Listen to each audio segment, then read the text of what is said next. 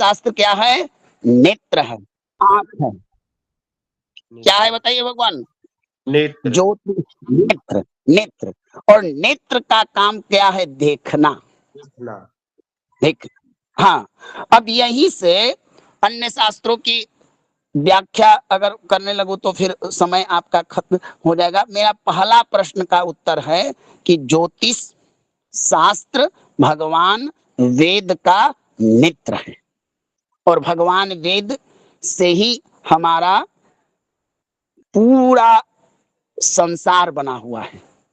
वेद भगवान से ही हमारे शास्त्र हैं, वेद ही हमारा सनातन शास्त्र है।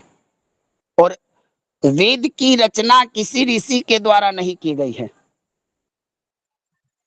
जाकी सहज श्वास श्रुति चारी, ये भगवान के श्वास से। अस्य महतो निःश्रेषो ऋग्वेदो यजुर्वेदो साम अथर्ववेद। उपनिषद, बृहद आरण्यक उपनिषद कहता है कि भगवान के श्वास से भगवान वेद का प्रकट हुआ है। तो कोई कोई मन में शंका न करे कि इस वेद को अमुक व्यक्ति ने लिखा है, अमुक नहीं, ये वेद सनातन है। वेद सनातन है, किसी के द्वारा रचित नहीं है, ये स्वयं ब्रह्म है। इनको ब्रह्म भी कहा जाता है, शब्द ब्रह्म भी इनको कहा जाता है। चलिए, तो अध्यात्म की बातें हैं। अब तो कल से चर्चाएं चलेगी तो बहुत चीज चर्चाएं चलेगी। तो वे ज्योतिष शास्त्र 6 शास्त्रों के अंतर्गत भगवान वेद का नेत्र है ना? जी गुरुदेव, जी गुरुदेव। जी जी गुरुदेव। अगर आपसे कोई प्रश्न करे कि ज्योतिष क्या है, तो आप तो क्लियर उसको जवाब दीजिए कि भाई ज्योतिष नेत्र है। और विद्वान आप लोग हैं, पढ़े लिखे हैं, बहुत लोगों ने कहा है कि मुझे बेसिक की जानकारी है फॉर्म के माध्यम से, तो समझ रहे हैं कि नेत्र का काम क्या है। नेत्र का काम क्या क्या है? नेत्र का काम है देखना, देखना। है ना? जी जी गुरुदेव। नेत्र का काम है देखना। तो ज्योतिष शास्त्र हमारा नेत्र है। अब चलिए, अब यहाँ पर हम अपने प्रश्न का, बाकी सब शास्त्रों का मैंने वर्गीकरण कर दिया है। ज्योतिष आपका नेत्र हुआ, शिक्षा नासिका हुआ, निरुक्त सूत्र हुआ, कल्प शास्त्र दोनों हाथ हुआ, और छंद शास्त्र आपका पैर हुआ। ठीक ना? अब इसी चीज को मुखम व्याकरणम तस्य ज्योतिषम नेत्रमुच्यते निरुक्तम सूत्रमुद्दिष्टम छंदसा विचति पदई। मैंने यहाँ पर एक श्लोक दिया है। अब इसी चीज को आप ढूंढिएगा तो अन्य अन्य ग्रंथों में इसी श्लोक का अर्थ ही होगा। जो मैंने बताया वो क्रम टूटेगा नहीं, लेकिन विभिन्न प्रकार के ग्रंथों में आपके विभिन्न प्रकार के श्लोक प्राप्त हो सकते हैं। ठीक ना? लेकिन श्लोक, सारे श्लोक, जितने श्लोक है, उनका अर्थ यही निकल कर आएगा कि ज्योतिष शास्त्र भगवान वेद पुरुष का नेत्र है। और वेद पुरुष का नेत्र का मतलब पूरे संसार का वो नेत्र है। ठीक ना? जी जी समझे ना? जी जी गुरुदेव। जी गुरुदेव। हाँ, चलिए। तो मन में जब भी प्रश्न हो, और इसी तरह सरलतम ढंग से आप समझिएगा ना, तो देखिए, समुद्र की यात्रा, समुद्र की गहराई कोई व्यक्ति एक बार में नाप नहीं सकता, इसलिए एक एक पद बढ़ाना चाहिए। ज्ञान ज्ञान जलह बिंदु निपाते न क्रमशः पूर्यते घट। जल का घड़ा अगर हम एक बार में भर दें तो घड़ा ओवरफुल होकर पानी गिरने लगेगा।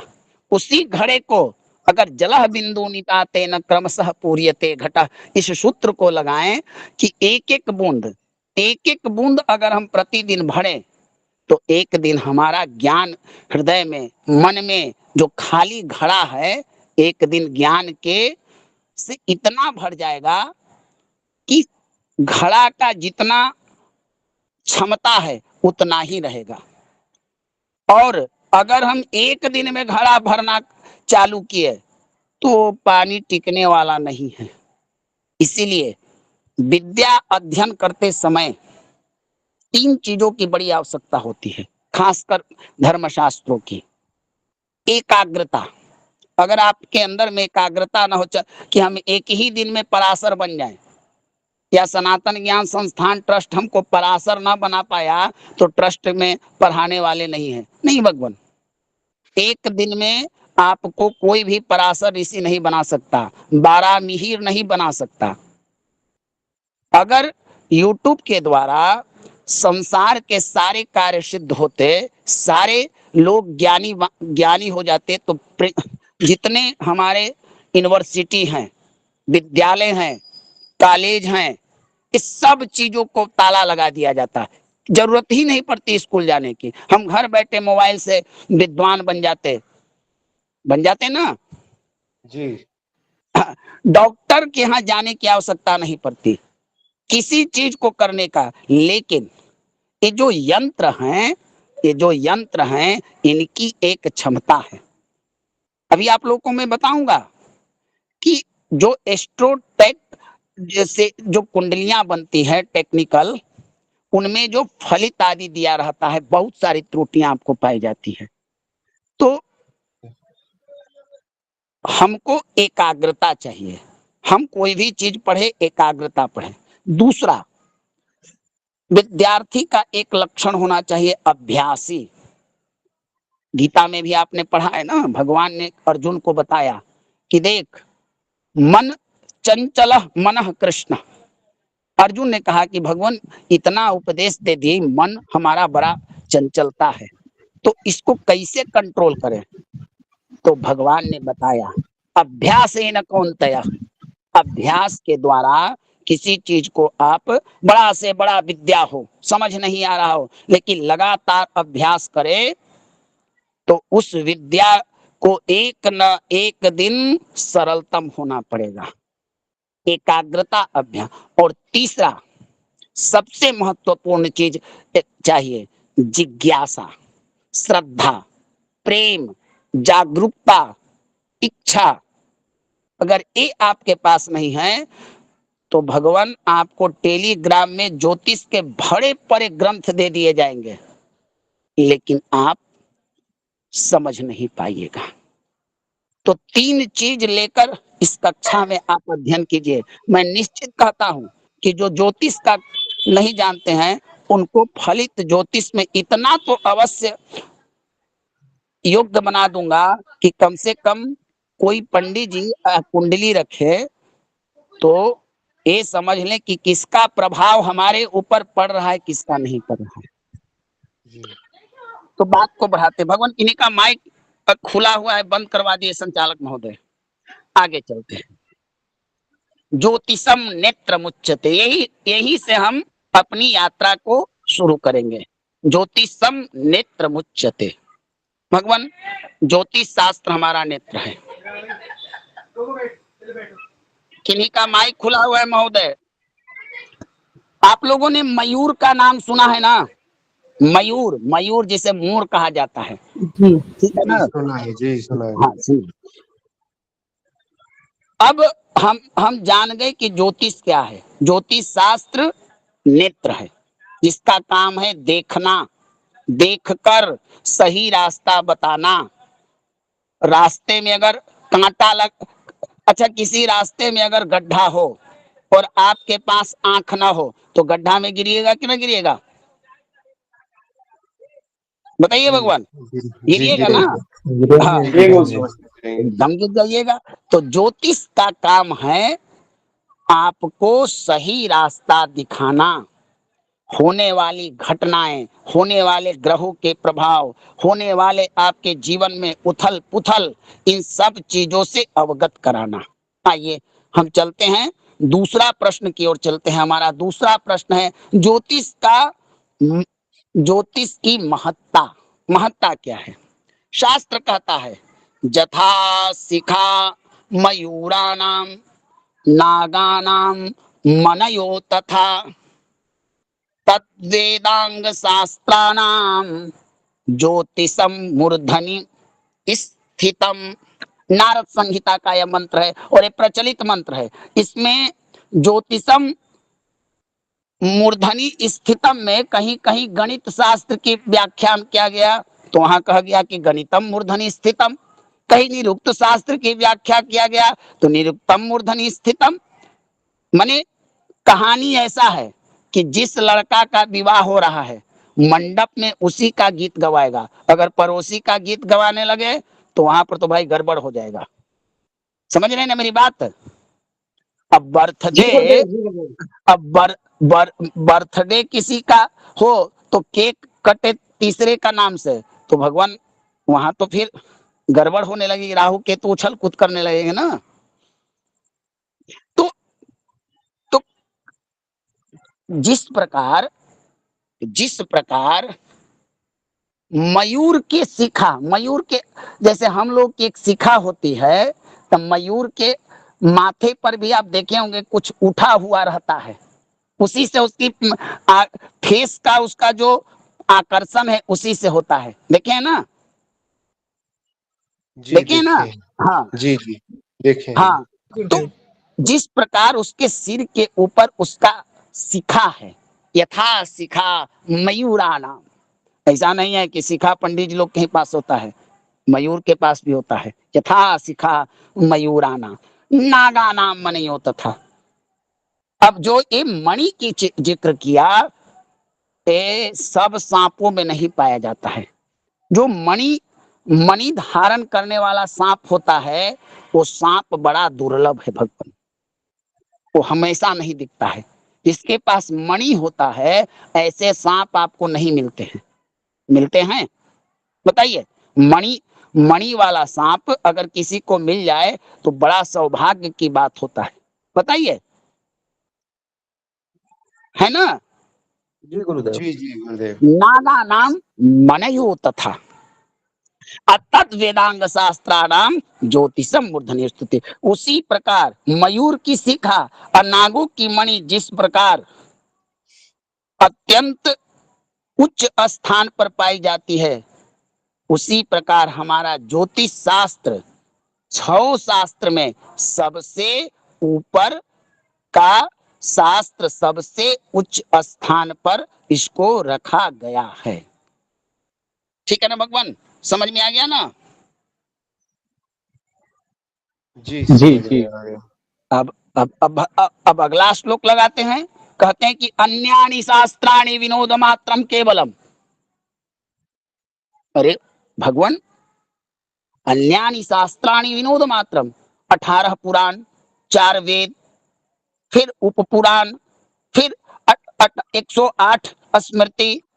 अब इनमें देखिए ना, अब नारद पुराण पढ़िए, विष्णु पुराण पढ़िए तो विष्णु की प्रशंसा, शिव पुराण पढ़िए तो शिव की प्रशंसा।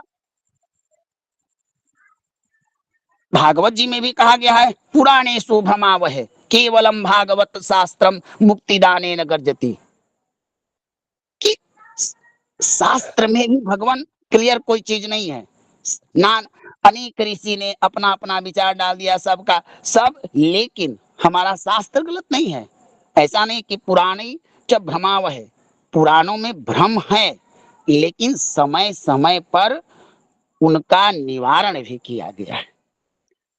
तो उन्होंने कहा, ज्योतिष शास्त्र की महत्ता बताने के लिए बताया गया कि अन्यानि शास्त्राणि विनोद मात्रम न किंचित एषाम भुवि दृष्टमस्ति चिकित्सितम ज्योतिष मंत्रवादा पदे पदे प्रत्या प्रत्यमा वहंती। अर्थात अब ज्योतिष शास्त्र ही एक ऐसा शास्त्र है जिसका आपको हर समय, हर रास्ता पर, जीवन के हर क्षण में आवश्यकता है।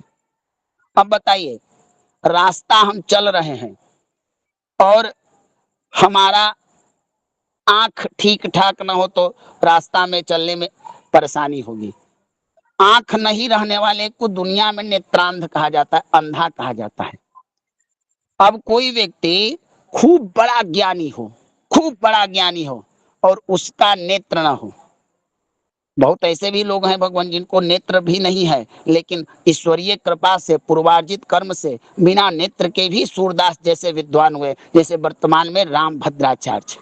लेकिन एक नेत्र वाला व्यक्ति और एक बिना नेत्र वाला व्यक्ति, दोनों में अंतर होगा ना? जी गुरुदेव। जी हाँ अवश्य होगा। हाँ। तो इनका कहना है कि पृथ्वी पर जितने चीजें हैं, जितने ग्रंथ हैं, जैसे भागवत जी हुए, पुराण में शिव पुराण हुआ, अन्य ग्रंथ हैं, इनका प्रभाव जो है भगवान प्रत्यक्ष रूप से नहीं दिखता है। प्रत्यक्ष रूप से इनका प्रभाव नहीं दिखता है, परोक्ष रूप में दिखता है। आपने पंडित जी को एकादशी के दान किया, एकादशी के दिन दान किया, ये बताइए कि पंडित जी से पूछिए, चाहे स्वयं शास्त्र में ढूंढिए कि जो दान हम एकादशी के किए तो इसका फल हमको कब प्राप्त होगा? ये कहीं निश्चित है भगवान? बताइए, बताइए भगवान। जी नहीं नहीं। गुरुदेव। नहीं।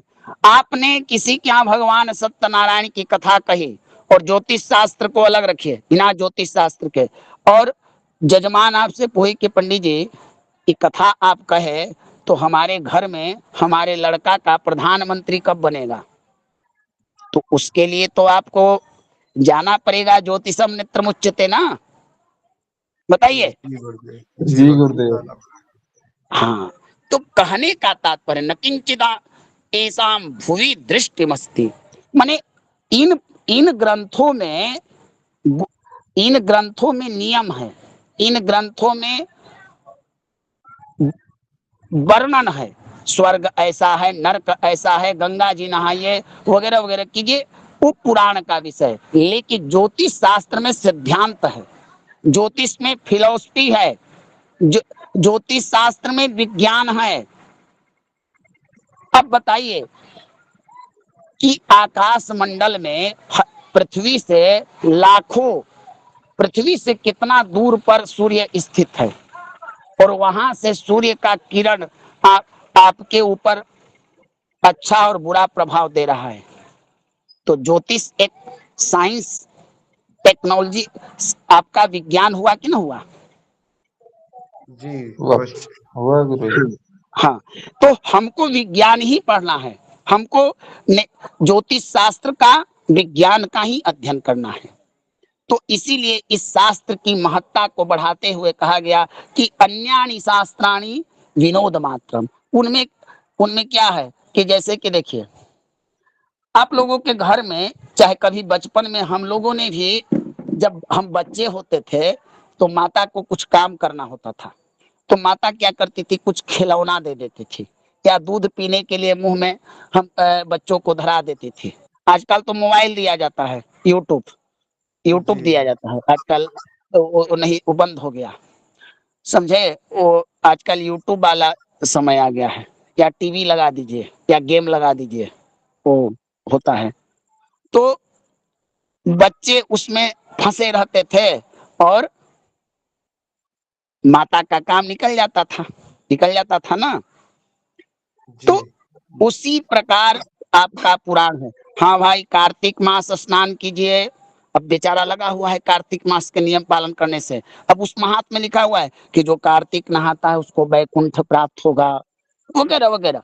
तो पुराणों में मनुष्य को जागृत किया जाता है कि आप धर्म के मार्ग पर चलिए, लेकिन वहां पर किसी प्रकार का प्रत्यक्ष नहीं है। प्रत्यक्षम ज्योतिषम शास्त्रम चंद्रार्कौ यत्र साक्षिणौ।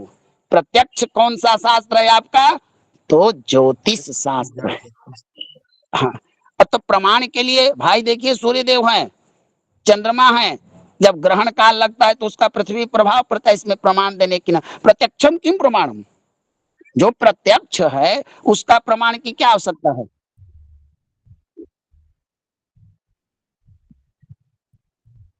हम्म,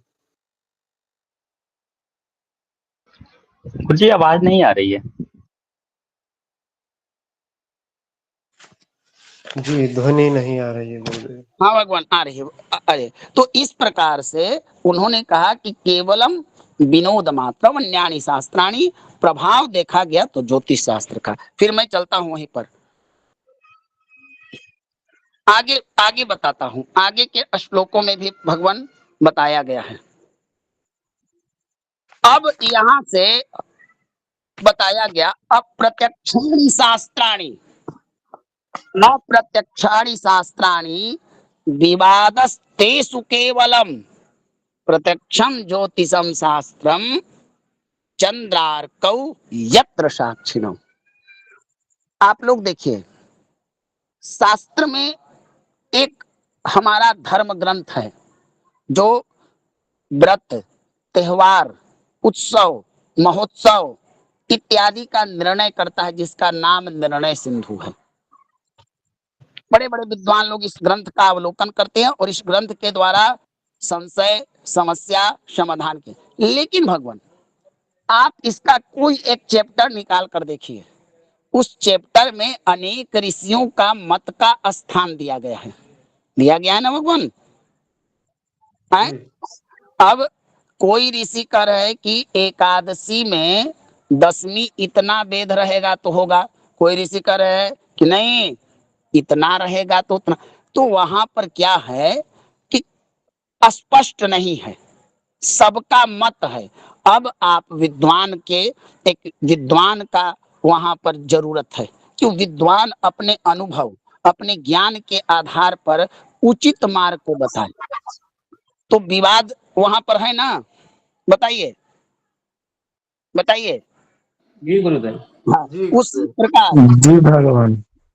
उसी प्रकार विष्णु पुराण कहता है कि विष्णुमयम जगत सर्वम। अब शिव पुराण कहता है कि शिव ही जगत के आधार है। गणेश पुराण का तो बने नाना पुराण में नाना प्रकार के मत हैं। तो मत जब अब अनेक, अब जैसे चार लोगों को बैठा दीजिए विद्वान को और कहिए कि आप सूर्य पर अपना विचार दीजिए, तो चारों का मत, चारों का विचार अलग होगा। समझे ना? और जब विचार अलग होगा, मत भिन्नता होगी, तो वहां पर जन्म होता है विवाद, होता है ना भगवान? जी, जी। हाँ, लेकिन ज्योतिष शास्त्र में 99%, 100 में 99% चीजें ऐसा लिखा गया है कि इसमें मत मतांतर कोई नहीं चलेगा। हाँ, इसमें चलेगा सिद्धांत, अनुभव, आपका कितना, आपके अंदर में गहराई नापने का क्षमता है, पावर, एनर्जी, अभ्यास, अध्ययन, ये चलता है। वैज्ञानिक लोग यही ना करते हैं। अब किसी वैज्ञानिक को कहिए कि जल में दूध है, तो विज्ञान कहता है कि नहीं नहीं, जब तक हम उसको देखेंगे नहीं कि जल में दूध नहीं है, तब तक विज्ञान नहीं मानता है। मानता है? नहीं मानता है, नहीं। नहीं मानता है। तो उसी प्रकार आगे बताया गया कि ग्रहाधीनम जगत सर्वम, ग्रहाधीना नरावरा, और काल ज्ञानम ग्रहाधीनम, ग्रहा कर्म फल प्रदा। ये पूरे ब्रह्मांड, पूरे यूनिवर्सल जिसको कहते हैं, पूरा आप जितना जानते हैं, जितना देखते हैं, देखई सुनई गुनई मन माही, मोह मूल परमारथ नाही, जहां तक आपकी दृष्टि पड़ती है, इन सब पर ग्रहों का प्रभाव है। मनुष्य पर ग्रहों का प्रभाव है, पशु पक्षी पर ग्रह का प्रभाव है, वनस्पति पर ग्रह का प्रभाव है, आपकी धरती पर ग्रह का प्रभाव है, आपके ऋतु पर ग्रह का प्रभाव है। कोई ऐसा चीज बताइए, कोई ऐसा चीज आप बताइए जहां पर ग्रहों का प्रभाव ना है। आपके शरीर में ग्रह हैं, आपका शरीर ग्रहों से नियंत्रित होता है। इस बात को ही जब ज्योतिष शास्त्र में आगे चलिएगा, जब आपको भाव बताऊंगा, तो मैं बताऊंगा आपके शरीर के नियंत्रण करता भी ग्रह है। ग्रहाधीनम जगत सर्वम, है ना? है ना? बताइए। जी जी जी गुरुदेव जी अग्राहाधीना नरावरा, और नर नारी पशु पक्षी बालक, ये सब जितने हैं ग्रहों के अधीनस्थ है। काल ज्ञानम ग्रहाधीनम, समय का ज्ञान भी ग्रहों के द्वारा होता है। और ग्रह ग्रह कर्म फल प्रदा, और इन ग्रहों का काम क्या है?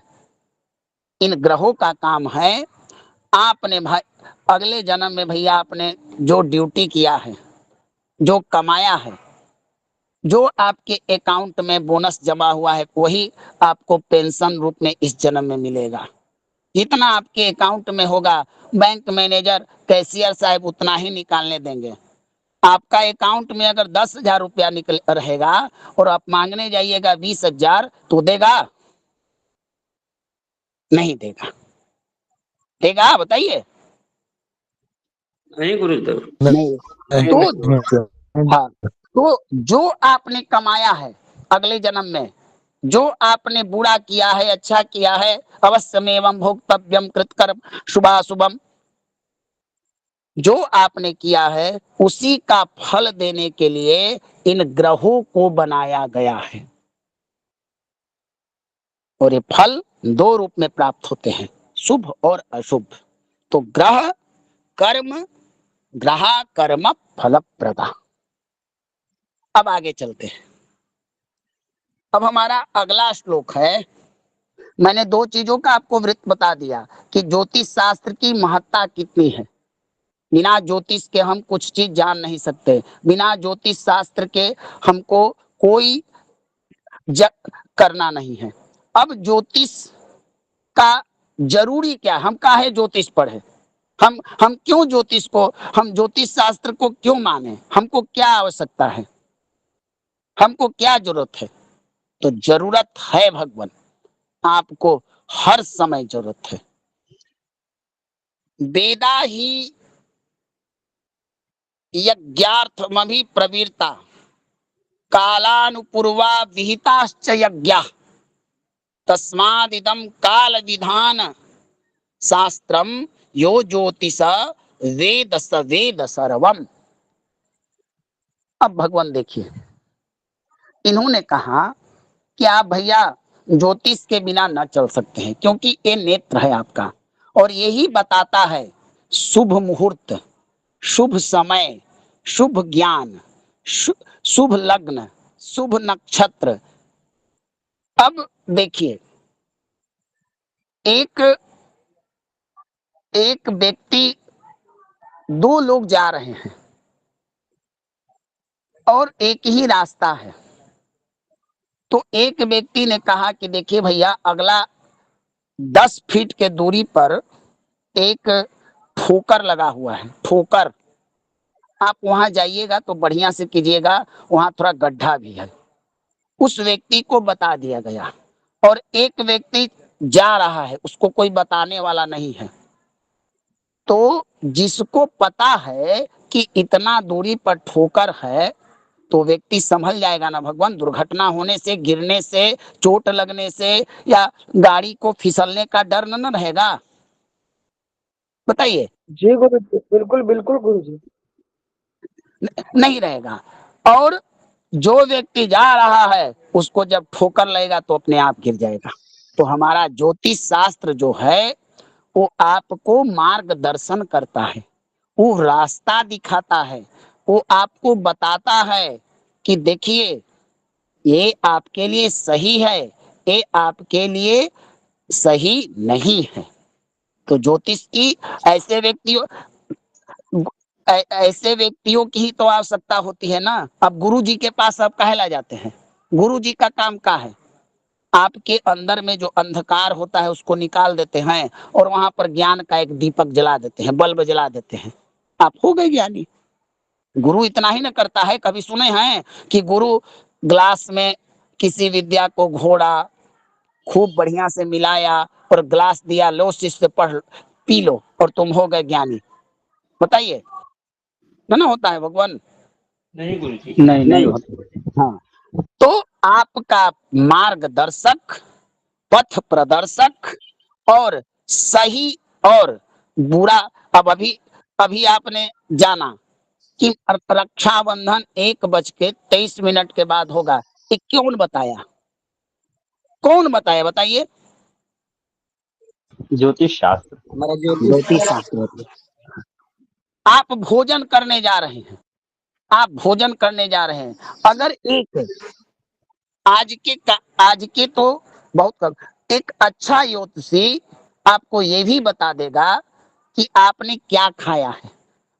देखिए, ऊपर की बातें, ऊपर की ऊपर की बातें सभी बता सकते हैं, लेकिन जो अंदर की बातें, जो मन की बातें बताए, ऐसा शास्त्र पढ़ना चाहिए जो भूत को बताता है। आपका पुराण, आपका बीता हुआ काल बता सकता है?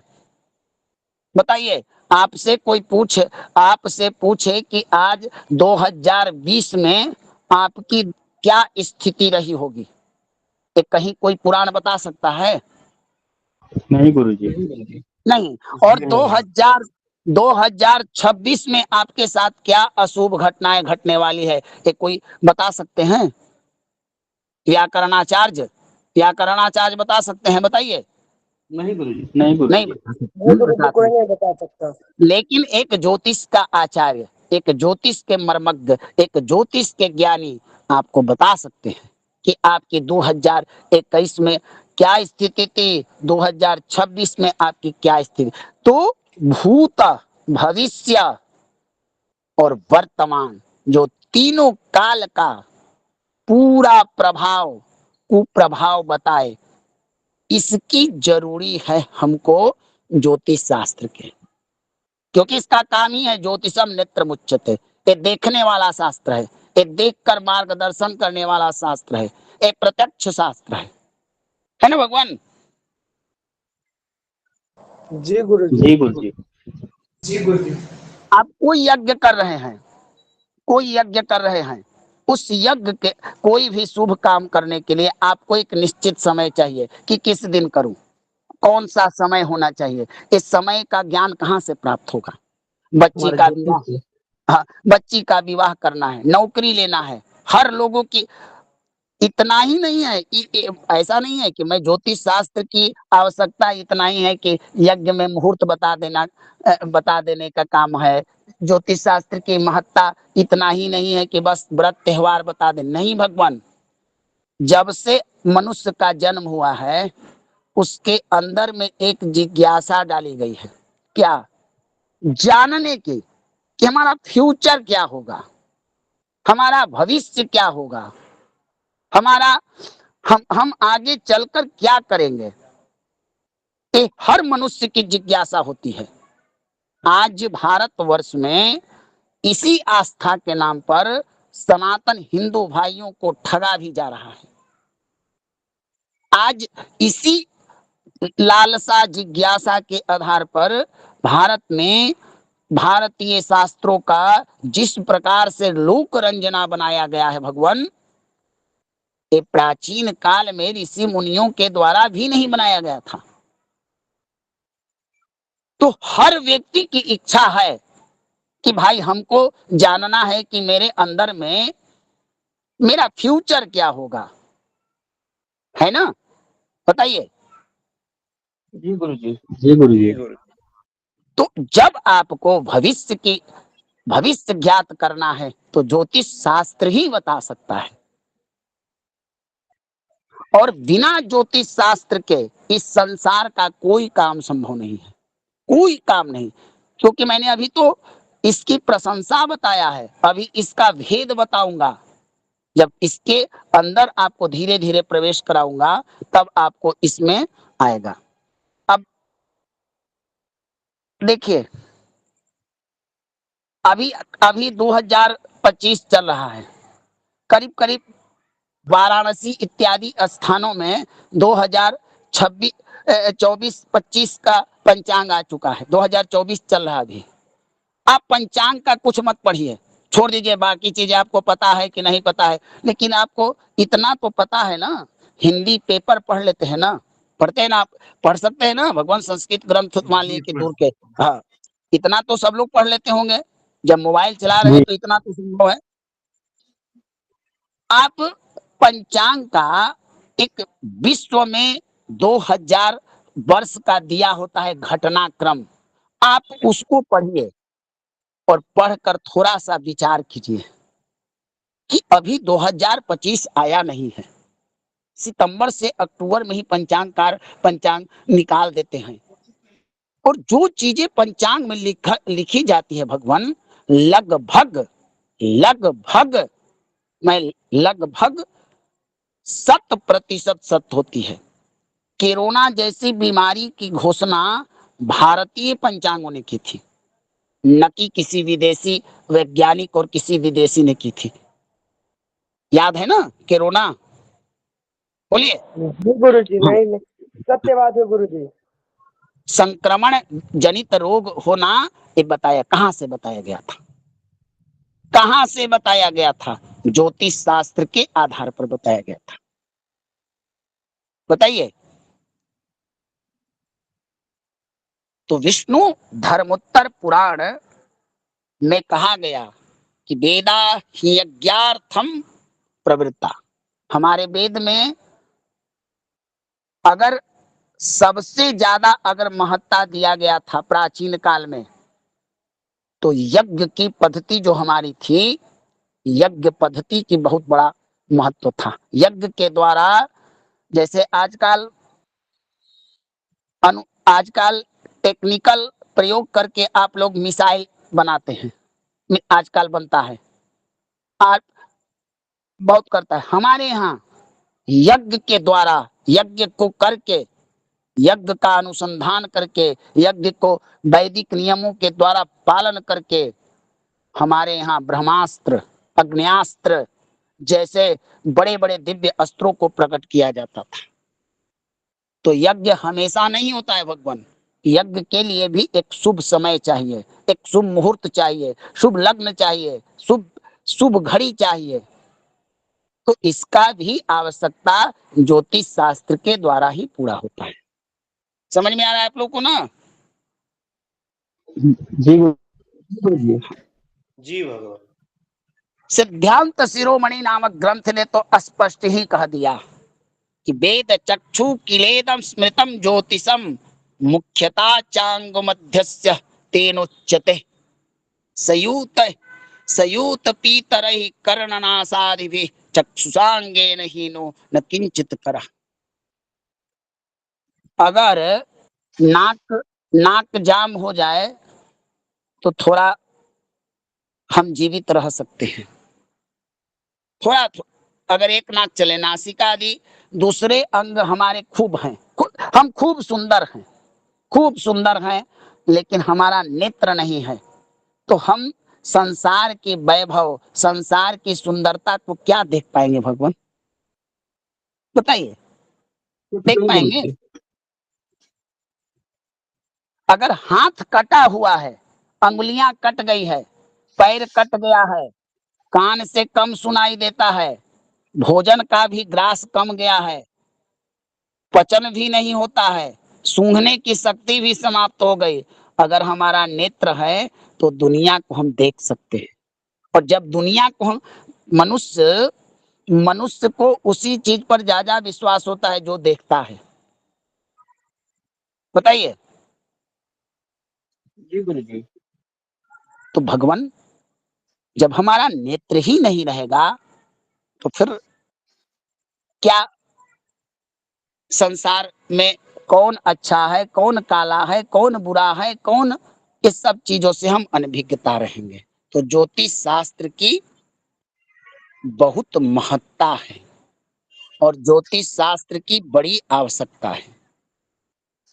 तो इस प्रकार से हमको ज्योतिष शास्त्र की बड़ी जरूरत है ना? बोलिए, जरूरत है कि नहीं? जी गुरु जी, बिल्कुल जरूरत है गुरु जी। हाँ, तो मैंने 3 चीजों को बताया। पहला कि ज्योतिष क्या है, तो इसका सीधा सरल और सहज उपाय कि ज्योतिष नेत्र है। किसका नेत्र है? तो वेद पुरुष का। दूसरा, ज्योतिष की महत्ता क्या है? ज्योतिष की महत्ता ये है कि जैसे अन्य शास्त्रों में सब शास्त्र की महत्ता है तो उससे अधिक ज्योतिष शास्त्र की महत्ता है। अब नाग का मणि यथा शिखा नाम मयूरा नाम, जिस प्रकार मयूर की शिखा, नाग का मणि, हाथियों में गजमुक्ता, एक गजमुक्ता होता है, हर हाथी में नहीं मिलता है, तो उसी प्रकार शास्त्रों में ज्योतिष शास्त्रम किलविषम, ज्योतिष शास्त्र अज्ञानता को दूर करने वाला शास्त्र है। ज्योतिष शास्त्र आपके आपके अशुभता शुभता का मार्ग बताने वाला है। ज्योतिष शास्त्र आपके हर धर्म के काम को शुभ अशुभ समय बताने वाला है। और कालाधीनम जगत सर्वम, और ज्योतिष शास्त्र के अधीन ही ये पूरा ब्रह्मांड है। ग्रहाधीनम जगत सर्वम, तो ज्योतिष शास्त्र की बहुत महत्ता है भगवान, साधारण महत्ता नहीं है। अनेकों उदाहरण है, अनेक प्रकार के आपको इसके तर्क हैं। तो हमने जाना कि ज्योतिष शास्त्र नेत्र है और नेत्र का काम है देखना, और तीसरा कि इसके द्वारा पूजा पाठ, दान पुण्य, यज्ञ आदि सारे कामों को किया जाता है। ठीक है ना भगवान? जी जी गुरुदेव, गुरु जी जी। गुरुदेव। अब अंतिम आपको श्लोक से अवगत करा देता हूं, उसके बाद आप लोग को मैं प्रश्न लूंगा। देखिए भगवान, यहाँ पर इस शास्त्र के 3 खंड हैं। पहला खंड इसका होता है सिद्धांत संहिता होड़ा। अब इसकी व्याख्या तो कल कर पाऊंगा, समय हो चुका है। हम जो पढ़ने वाले हैं वो जो है वो ज्योतिष शास्त्र का अंतिम खंड है, जिसको कहा जाता है होरा शास्त्र। होरा शास्त्र जो है, एक आप लोगों ने सुना होगा अहोरात्र। अहोरात्र कहा जाता है कि जिस प्रकार अंग्रेजी में हवर शब्द है, हवर माने अंग्रेजों के यहाँ बोला जाता था दिन और रात्रि को हवर शब्द से, तो वहां से व्याकरण के नियमों से ह शब्द लुप्त हुआ, तो वहां निर्मित हुआ अहोरात्र। ठीक ना? अहोरात्र, अहोरात्र का होता है बहुत सरल सा है। दिन में कितने हमारे दिन और रात मिला के 24 घंटे होते हैं ना? बताइए जी गुरु जी। बताइए। हाँ, और उसी जी गुरुदेव। प्रकार आप अंग्रेजी में आपसे कोई पूछे, कोई गांव का आदमी से पूछे कि कितना बज रहा है, तो बोलेंगे कि जी 8 बज रहा है। और कोई इंग्लिश से बोलिए तो बोलेगा कि 8। विषय वही है, लेकिन अपने अपने भाषा के अनुसार। अब कोई भारत बोले, कोई हम लोग अपने अपने इंडिया बोले, बात तो एक ही है ना? बोलिए। जी कोई गुरुदेव। सूर्य को सूर्य बोलता है और कोई कहता है सन, तो बात वही है। तो देखिए भगवान, इसका मूल उद्देश्य है अहोरात्र। अहोरात्र शब्द का अ को खत्म कर दिया गया, बच गया होरा। होरा शब्द जो हुआ, यही हुआ फलित ज्योतिष आपका। ठीक ना? क्या हुआ? फलित ज्योतिष। ठीक ना भगवान? जी गुरुदेव। हाँ, हाँ। तो अगर आपके मन में कोई जिज्ञासा हो तो कल हम विस्तृत चर्चा करेंगे, और आप आज का अनुभव बताइए। अगर ना समझ में आया हो तो हम कल भी इस चीज को और सहजता और तरीके से आप लोग को बताने